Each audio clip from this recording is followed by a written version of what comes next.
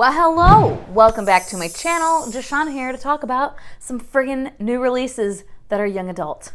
So I don't have as many young adult books this year as I feel I have in years past as far as being excited for. Most of these are continuations of series that I'm reading currently or that I've read stuff. There's a few new ones though, there are.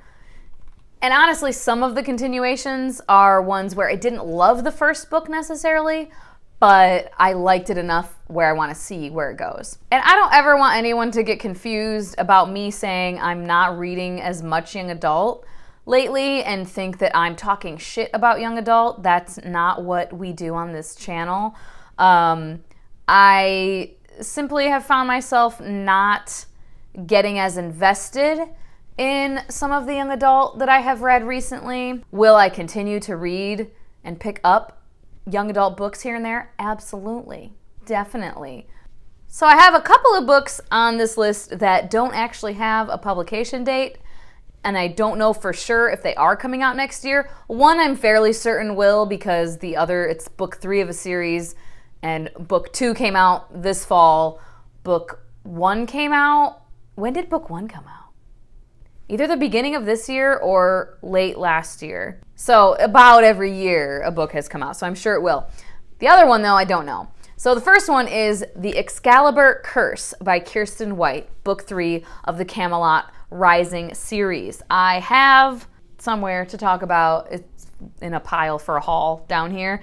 I haven't read it yet, but yeah, I'm very excited for that. I imagine it will come out late next year. The next one I didn't even realize was going to be a continued series. I thought it was a duology. It is not, but I don't know if the third book is actually coming out next year. And that is The Righteous by Renee Ahdieh. So book 3 of the Beautiful series. I've only read the first one. I have the second one from the library to read. I just haven't got to it yet. So who knows? Maybe I won't even want to read it if I read the second one and hate it or something. And then we have A Vow So Bold and Deadly by Brigid Kemmerer. This is book 3 of the Cursebreaker series. I think it's going to be a trilogy. Don't know. But this comes out January 12th.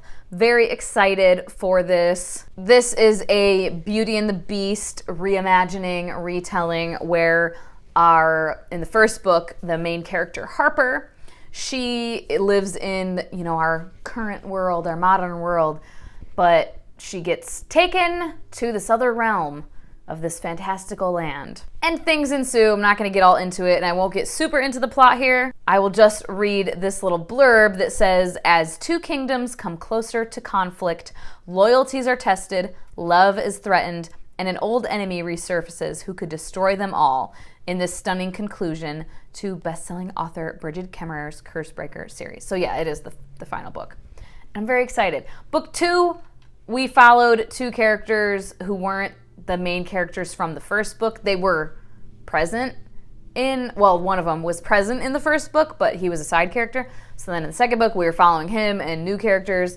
And I liked it, I enjoyed it, but I definitely preferred following Harper and Ren, and I think that we're going to do that in this book. Another one for January 12th, The Frozen Crown by Kelly Greta. I don't know where the fuck I heard about this one. I have no idea. The blurb says, a princess with a powerful and dangerous secret must find a way to save her country from ruthless invaders in this exciting debut fantasy, the first novel in a thrilling duology packed with heroism, treachery, magic, and war. I have no idea where I heard about it. I might take that one off the list, honestly, but I'll leave it for now. This book it was supposed to come out last year, but it did not, apparently. The expected publication is February 9th. The Gilded Ones by Namina Forna. So effing excited for this. I want to read it. 16-year-old Dika lives in fear and anticipation of the blood ceremony that will determine whether she will become a member of her village. Already different from everyone else because of her unnatural intuition, Dika prays for red blood so she can finally feel like she belongs. But her blood runs gold, the color of impurity, and she will face a consequence worse than death. So she has to stay in the village and submit to her fate, or leave to fight for the emperor in an army of girls just like her. They're called Alaki, near mortals with rare gifts, and they are the only ones who could stop the Empire's greatest threat. So a bunch of badass warrior ladies. Hell yeah.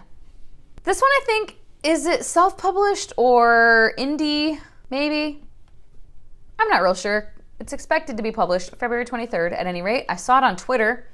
A Dark and Hollow Star. First book in a new series by Ashley Shuttleworth. There are Fae. There is a Fury. There's an Immortal Realm. Fae Prince. There's 8 courts of folk who have lived among us, concealed by magic and bound by law to do no harm to humans. But then something happens that threatens to expose fairies to the human world. It's LGBT. There's LGBT rep. 4 queer teens, each who hold a key piece of truth behind these murders that are happening, form a tenuous alliance in their effort to track down the mysterious killer. They risk the destruction of the fairy and human worlds alike. I'm always down for some fucking fae. You know that. And these ones sound badass. And then, another continuation of a series, Descendants of the First by Rennie K. Amayo. This is book 2 of the Return of the Earth Mother series. Daughters of Neri being book 1. And this fucking cover, beautiful. I don't want to get too much into the plot of this one because it's book 2. But yeah, things are ramping up. More mythology happening in this one, it seems like. Mythical creatures and gods being awoken. And I'm pretty jazzed to check that out.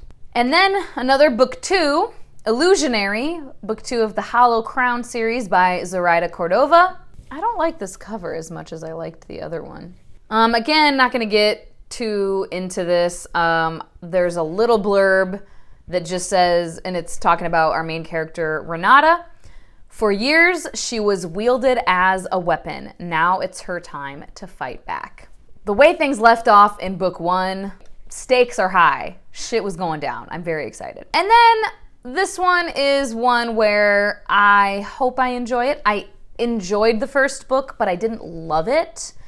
And I'm hoping that the elements I didn't like in the first one it'll be different because the plot is different. So, because part of what I didn't like about the first one was the character motivations in the plot.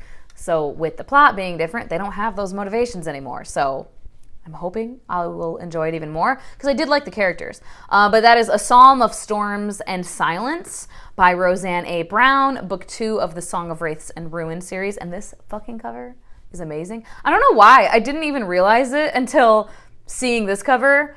I was like, why wasn't the guy, I can't remember his name now, Malik. I was like, why wasn't Malik on the first cover? Because it's dual perspective in that book. So I don't know why he wasn't on the cover. It was a beautiful cover either way. But so this just says, the highly anticipated second and final book in the immersive fantasy duology inspired by West African folklore that began with A Song of Wraiths and Ruin from Roseanne A. Brown. So woo-woo. Yeah, there was some shit went down in the end of the first book. So at the end of the first book, one of our main characters had to flee. So it looks like they're kind of on the run, figuring things out. The other character is still in the city that we were in the first book, and they're trying to figure their own shit out. When the fate of the world hangs on a single horrifying choice, they, the 2 main characters, each must decide what they value most, a power that could transform the world or a love that could transform their lives. I feel like I'm going to really enjoy that one. And then this is book 2 of a series. I have yet to read book 1, but I want to because I read a book by this author for the first time this year, and it's one of my favorites of the year. And that is The Extraordinaires series by T.J. Klune. And the second book coming out next year is called Flashfire. I think the first book is just called The Extraordinaires. Yeah. Some people are extraordinary, some are just extra. T.J. Klune's YA debut, The Extraordinaires, is a queer coming-of-age story about a fanboy with ADHD and the heroes he loves. So it seems like there are actual, like, superhuman heroes in this book. Yeah. It says, Nick Bell, not extraordinary, but being the most popular fan fiction writer in the Extraordinaires fandom is a superpower, right? After a chance encounter with Shadowstar, Nova City's mightiest hero and Nick's biggest crush, Nick sets out to make himself extraordinary, and he'll do it with or without the reluctant help of Seth Grey, Nick's best friend, and maybe the love of his life. Sounds cute. I've heard that it's cute. The Bells, also, there's a book 3 coming out, but I don't know when. There's literally no information. I hope next year, but I don't know. So that would be one also on the list. That's by Danielle Clayton. And Raybearer, also, I don't know when that one is supposed to come out. I don't think there was information when I checked. Let me check again real quick. There's no cover, there's no title. It just says expected publication 2021. So that's another one that I would want to read as well. Whatever that title will be, the continuation of Raybearer. Raybearer was similar to Song of Wraiths and Ruin, where I enjoyed it. I wasn't super in love with it, but I think I could end up being in love with the series depending on how the next book goes. And there we have it. Those are the ones. And now, of course, this list could change.